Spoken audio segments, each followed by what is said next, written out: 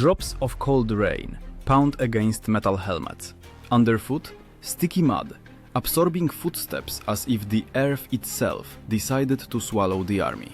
30,000 Romans march single file along a narrow path among the trees. Behind, the rumble of wagons. Ahead, only thick fog. And just one question hangs in the air. How did the world's most disciplined army end up trapped by its own trust? Why couldn't the legions that conquered Greece and Egypt escape from a forest only a few miles long? The answer lies hidden in deception, mud, and fear. And at the very end of this story, a truth that will make you doubt the invincibility of any empire. It all began several years before this day, when a young Germanic chieftain named Arminius received Roman citizenship. He wore the armor of a Roman officer and spoke their language. Such people were called auxiliaries, allied warriors from conquered tribes serving Rome. Arminius was not just a soldier, he was a student of Roman tactics. And it was precisely this knowledge that became his weapon. According to the historian Tacitus, the Romans considered Germania a savage land. Emperor Augustus wanted to turn it into another province. To command the expedition, they appointed Publius Quinctilius Varus, an experienced politician, but not a field commander. Varus was accustomed to administration, not to swamps and storms. His forces, 3 full legions, approximately 20,000 heavily armed infantry, and 10,000 servants, engineers and allies. Each legionary carried more than 30 kilograms of equipment, shield, sword, javelin, armor and provisions for several days.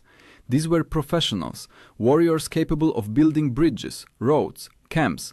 Their combat formation, called the tortus, was known as testudo, a tight formation where shields locked into a solid shell. But in the narrow thicket of the forest, under pouring rain, the testudo lost its meaning. Here it was impossible to regroup, raise standards, give signals. The forest stripped Rome of its main weapon, order. Arminius knew this. He grew up among the trees where every trunk was cover and every path a trap. Having become Varus's trusted advisor, he reported a false rebellion of tribes far to the north. Varus believed him. After all, Arminius was a friend, an ally, a Roman.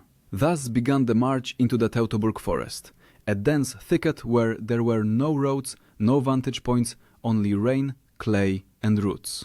When the column stretched for many kilometers, the Germans were already preparing their ambushes. They knew where the wagons would stop, where the troops would slow down, where the ground underfoot would become a quagmire. Arminius's warriors hid behind trees, camouflaging themselves with moss and mud. These were not legionaries, but hunters, accustomed to moving silently. Their light spears, freymas, pierced armor where swords couldn't reach. Historians wrote that on that day, the skies seemed to collapse onto the earth. The thunderstorm roared, rain lashed faces, mud sucked at boots. The column slowly drowned in the quagmire, when from both sides came a whistle and rumble, the Germans' first volley. The Romans didn't even have time to form up. The formation broke apart, signals were lost in the thunder. But this was only the beginning. The legionaries didn't yet know that every step forward was only deeper into the trap. Ahead of them awaited 3 days of despair, where every bush could become deaf and every cry a false signal of salvation. It was here, in the heart of the forest, that faith in Roman invincibility disappeared, step by step, under the blows of rain and spears. When Varus realized they were being attacked from everywhere, it was already too late. The legionaries, accustomed to level roads and precise signals, found themselves in chaos, where the sound of the trumpet drowned in the wind and orders didn't reach even the nearest ranks. Every step required effort, mud clung to boots, wagons got stuck, logs broke axles. The forest was not just terrain, it became an enemy. And the rain, pouring without stopping, washed away blood and hope. Tacitus wrote that the earth trembled from hoofs, but no one could run. Ahead and behind went death. On the second day, the Romans tried to fortify themselves on a hillock. This place was supposed to become a temporary camp. In such camps, legionaries spent nights during campaigns. They called them castra. Each evening, soldiers would dig a ditch, erect a palisade, arrange tents in strict order. But here, in the endless downpour, wood rotted, earth crumbled, and even fire refused to burn. Legionaries ate raw grain, drank rainwater, and prayed that dawn would bring at least some light. One of the centurions, commanders of a century, tried to gather the formation. A centurion. This is an officer who had risen from a common soldier, distinguished by discipline and personal bravery. They were the heart of the legion, an example in battle. But in the Teutoburg forest, neither bravery nor experience saved anyone. The Germans struck suddenly. Short rushes, quick silence, another rush. The legionaries didn't see the enemy, heard only the whistle of spears and the crack of branches. Historians note that the Romans suffered not only combat, but also psychological losses. Each person felt isolated, as if in a nightmare where there is no front line, no command, only trees and rustling. Even the standards, symbols of the legions, eagles covered in gold, now seemed useless. One of the standards fell into the mud, and legionaries rushed to save it, risking their lives. For a Roman, to lose an eagle was worse than death. It was considered a disgrace before the gods and the emperor. Arminius watched from a distance. He didn't rush into battle, didn't take risks. His strength was in calculation. According to archaeologists, the discovered remains of Germanic fortifications show that the ambushes were carefully prepared. Embankments, traps, wooden barriers. The Germans directed the enemy to where the Romans couldn't use their formations. The testudo here crumbled like clay under rain. When Varus tried to turn back, the path was already blocked. The Germans followed the column, felling trees to finally close the trap. Legionaries began discarding heavy equipment to somehow speed up movement, but this only made them defenseless.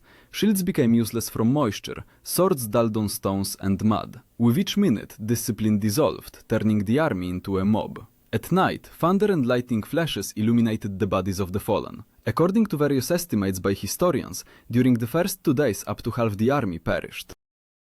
Those who survived trembled from cold, insect bites and fear. They still hoped that in the morning reinforcements would come, that the signal would reach the nearest camps. But Germania was divided by swamps, and not a single Roman messenger could break through the storm. On the third day, the forest seemed to freeze. Silence deceived the legionaries. They thought the enemy had retreated, but behind every tree Germans already stood. Their faces were smeared with clay to blend with the earth. They didn't shout. When the first Romans moved forward, spears flew again. This time the blows struck the very heart of the column. Varus understood. There was no way out. Then he gave the final order: break through at any cost. But the word cost that day lost its meaning. Every step forward meant death, and the farther they went, the deeper they plunged into an abyss where iron drowned in mud and courage in despair. And yet the legionaries marched because they knew no other path but forward. And ahead, new forces of Arminius were already gathering to finish what was started. By the morning of the third day, the rain hadn't subsided but only intensified. Fog shrouded everything around. A white veil turned the forest into an endless labyrinth where even the sound of footsteps was lost. Legionaries moved blindly, without maps, without bearings. Wet cloaks stuck to bodies, armor chafed shoulders, breath turned to vapor. They no longer looked like an army, more like shadows lost among the trees. But Varus still hoped that ahead there would be open ground where they could form up and give battle. Somewhere beyond the fog, Arminius was giving orders to his warriors. He divided them into small detachments to surround the column. These detachments acted like hunters of large game. They didn't rush immediately, but wore down their prey. The Germans had no heavy armor, but they knew every ravine, every hollow. Their strikes were short, precise, and lightning fast. Legionaries tried to defend with shields, but mud pulled hands down and swords couldn't swing in the cramped space. On one of the hills, Varus ordered a halt and gathered the surviving centurions. He understood they needed to unite the remnants of the legions into a single formation. But barely had they begun to regroup when a new hail of spears crashed down from the flanks. Arminius's warriors struck at the most vulnerable, standard bearers and officers.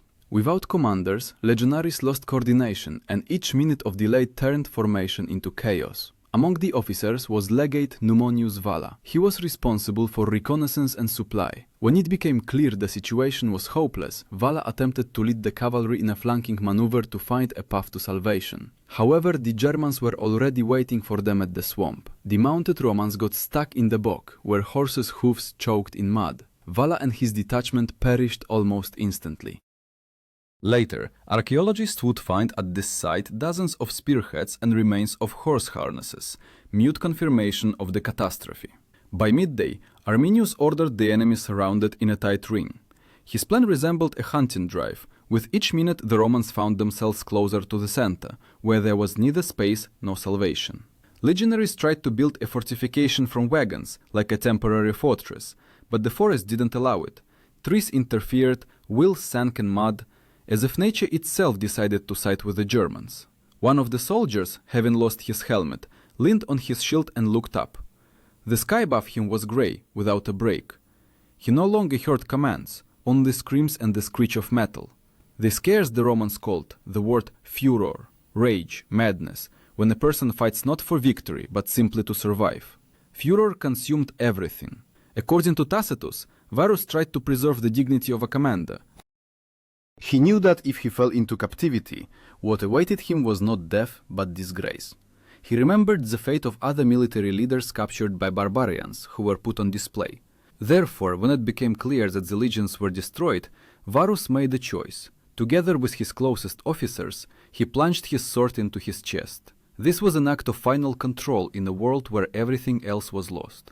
The Germans, seeing this, didn't stop. They finished off the survivors, killed the wounded, destroyed the standards. By the evening of the third day, almost the entire army was annihilated. Only small groups managed to break through and escape, hiding in the swamps. Historians believe that of the 30,000 participants in the campaign, no more than 1,000 were saved. The rest remained here, in earth saturated with rain and blood. And above this earth, smoke was already rising. The Germans burned wagons, dismantled armor, took weapons as trophies. Arminius stood among the ashes, a man who defeated an empire, but understood that now retribution would come for him. After all, Rome didn't forgive defeats. And somewhere far away in his palaces, Emperor Augustus himself was beginning to tremble, learning that 3 legions had disappeared in a forest that no one could find on a map. News of the defeat reached Rome weeks later. When the messengers, exhausted and rugged, made it to the capital, Emperor Augustus, according to historians, couldn't believe what he heard for a long time. "Quintilius Varus, give me back my legions!" These words he repeated again and again, as if hoping that sound could return the dead. For Rome, the loss of 3 legions was not just a military catastrophe. It was a blow to the heart of the empire. From that time on, the numbers 17, 18, and 19 of the legions were never used again. They were erased from military rolls, as if to banish the very memory. But while in Rome they wept, in the Teutoburg forest the killing still continued. Those who remained alive gathered in groups trying to break through the ring of Germans. Among them were veterans with dozens of campaigns behind them, hardened warriors who had been through Gaul and Syria. Their discipline, honed by years, hadn't completely disappeared. They still tried to maintain formation, a simple column of dozens of wounded men. One of the survivors later said, "We marched not for victory, we marched to die together." In these final battles, the signalmen Tubicens stood out especially. They gave commands with trumpets made of bronze. Their sound was supposed to coordinate the movements of units. But in the forest, the sound of trumpets turned into chaos. Echo bounced off trees and commands sounded as if coming from different directions. This disrupted formation, creating the illusion that the enemy was everywhere. Signalmen became the first targets of the Germans. Without them, the legions lost their hearing. Arminius didn't strive for captives. His goal was symbolic, to destroy the very faith of Romans in invulnerability. He knew that if Varus died, then news of the defeat would itself become a weapon. German warriors after the victory erected altars to their gods, hung armor and enemy heads on trees. For them, this was sacred retribution for years of Roman oppression. Tacitus wrote that many Germans decorated their spears with trophies, feathers from helmets and fragments of plate armor. When years later archaeologists began excavating the battle site, they found thousands of items: arrowheads, broken swords, coins with Augustus's image, parts of shields with engraved names. All of this lay mixed with the bones of people and horses. From the structure of the fields, historians were able to determine that the battle lasted not 1 day, but at least 3 days, with short respites and constant attacks. Dead legionaries buried each other right in the mud. Bodies laid in rows, many without weapons, without footwear. Some lay in formation, as if continuing to hold the line. This was a tragedy that became a symbol of the end of Roman expansion beyond the Rhine. After Teutoburg, the empire never again attempted to advance deeper into Germanic lands. The Rhine River became the new border, not just a line on a map, but a scar that remained in Rome's memory for centuries. Teutoburg changed not only policy, but also military strategy. After this catastrophe, the Romans strengthened their defenses and revised the army structure. They no longer relied on local allies so blindly as before. Arminius, a former friend, became a reminder that loyalty couldn't be bought with citizenship. His name became a curse in Roman barracks and a heroic symbol among the Germans. Arminius himself didn't live to old age. Several years later, he perished at the hands of his own tribesmen, who didn't like that he had become too powerful. Thus ended the life of a man who managed to deceive an empire. But his victory remained in history forever, not as a military triumph, but as proof that even the strongest army can drown, not in blood, but in its own overconfidence. And over the Teutoburg forest, silence reigned again. Rain washed away the traces of battle, birds returned to the branches. Only the earth remembered. Under every step slept those who considered themselves invincible. And perhaps in this silence was born Rome's first fear of the north, a fear that would long define its borders and fate. Several years passed before Rome dared to return to the Teutoburg forest. The new commander Germanicus, nephew of Emperor Tiberius, vowed to avenge the fallen. His army moved cautiously, step by step, as if entering sacred ground. Legionaries carried not only weapons, but also fear, the memory of those who disappeared in this gloomy sea of trees. When they reached the battle site, a terrible picture opened before them. According to Tacitus, bones were scattered everywhere, white skulls protruding from the earth, remains of armor, traces of bonfires. This was not a battlefield, this was a cemetery of legions. Germanicus ordered the fallen buried with full military honors. For the Romans, this was a sacred duty. They collected remains, distinguishing by scraps of plate armor and marks on helmets where whose legions lay. No one spoke aloud, but everyone understood. They were burying not just people, but faith in the empire's infallibility. At the burial sites, they placed stones with inscriptions. These epitaphs would later be found by archaeologists, and from them it would become clear how deeply this tragedy had cut into the consciousness of the Romans. The forest by that time had changed. Trees had grown taller, thickets covered the paths, but the earth still kept iron and bones. During excavations of the 20th century, archaeologists found coins with Augustus's name, fragments of weapons, and legion insignia. Everything indicated that the battle was fought at several points, over a stretch of more than 15 kilometers. These finds confirmed the accounts of ancient historians, showing that Teutoburg was not a single battle, but a series of ambushes stretched across time and space. An important role in these studies was played by data on Roman armament. A legionary of that time wore chainmail armor, lorica hamata, weighing about 10 kilograms, a short sword gladius, a javelin pilum, and a large rectangular shield, scutum.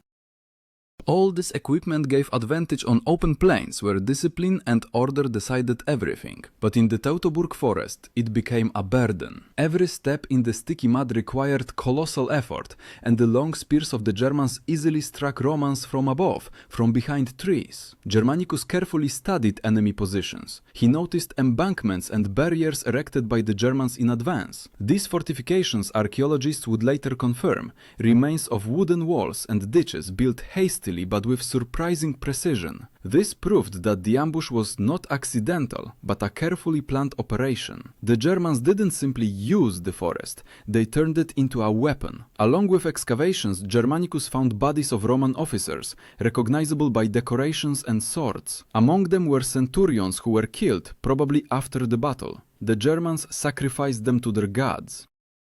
These sacrifices, according to Tacitus's testimony, were part of the victory ritual. For the Germans, this was not just a battle, but sacred retribution for years of humiliation. When everything was finished, Germanicus ordered a mound erected and a memorial rite performed. Soldiers stood silently in the rain, holding helmets in their hands. Their faces were stern, but determination shone in their eyes. From the ashes of defeat, new strength was born. Teutoburg became for Rome not an end, but a reminder that even the most disciplined warriors are powerless before nature and betrayal. But it is precisely the memory of defeat that makes an empire alive. From this moment, Rome changed its attitude toward borders. It fortified forts along the Rhine, built roads, created permanent camps. Germania was no longer considered a target for conquest, but as a wall beyond which another world began. Historians believe that it was Varus's defeat that became the first step toward realization. The empire is not infinite. When Germanicus was leaving the forest, he said to his officers, "They were men, not gods, but today they have become legend." These words became an epitaph to all who died at Teutoburg, and perhaps it was then that Rome first understood that true strength is not in victory, but in the ability to survive defeat and move forward. Decades passed. The Teutoburg forest was no longer simply a geographical place. It became a symbol of the border between civilization and chaos, between order and natural elements. In training camps, legionaries spoke the names of Varus and Arminius in whispers, as a reminder that overconfidence kills faster than a sword. Rome stopped dreaming of endless conquests, and this defeat became the beginning of a new era, an era of fortifications, engineering, and strategic caution. Soon, on the site of former battles, forts arose. Along the entire line of the Rhine and Danube, the Romans built a chain of fortifications known as the limes. This word meant border, but in the Roman understanding, the limes was not a wall, but a living organism, a system of roads, towers, and garrisons connected by signals and discipline. The limes became the empire's answer to Teutoburg. If you cannot defeat the forest, you must restrain it with stone and order. Over the years, the memory of those events turned into legend. The Germans told how the gods sent a storm to wash the Romans into the mud. In their songs, Arminius became a hero, the liberator of Germania. For Rome, he remained forever a traitor. Historians such as Velleius Paterculus wrote about him with contempt, calling him a treacherous barbarian who betrayed his benefactors. But others, including Tacitus, acknowledged Arminius won not by force, but by reason. He turned Rome's knowledge against Rome itself. 20th century archaeology only strengthened the sense of this irony. In the swamps, where legions once drowned, remains of roads and bridges were found, built by the hands of the same soldiers whom the earth later swallowed. Even after 2000 years, iron and wood preserved traces of struggle. Bent swords, marks of blows, coins welded together by rust. Scientists determined by the composition of metal that some items were forged in Gaul, meaning the legions came from afar to die here, in land they didn't even manage to conquer. The consequences of Teutoburg extended far beyond military history. After this defeat, Emperor Augustus finally abandoned plans to expand the empire northward. From that time on, Rome focused on preserving borders and internal stability. In a strategic sense, this saved the empire from collapse, but spiritually, it dealt a deep wound. For the first time, Romans realized that the world beyond their laws did not submit to their will. Later, in the Middle Ages, this place became overgrown with myths again. It was believed that the souls of legionaries wandered the forest on stormy nights, that their armor rang in the wind. And in the 19th century, when Germany unified, Arminius was elevated to a national hero, and on the hills they built his statue over 50 meters high. Thus history, born in mud and fear, turned into a symbol of pride and freedom. But what remains for us, modern people, in this ancient catastrophe? Perhaps a reminder that strength without caution turns into weakness, that knowledge can become a weapon if there is betrayal in it, and that no system, be it an empire or an army, is protected from human error. When you hear the sound of rain or a footstep on sticky earth, remember those who died here. 30,000 people, convinced that their order was stronger than chaos. But chaos proved more patient. And now everyone can ask themselves the question: if you found yourself there, in the fog of the Teutoburg forest, could you take even one more step forward? Or would the earth pull you down too, like those who once considered themselves invincible?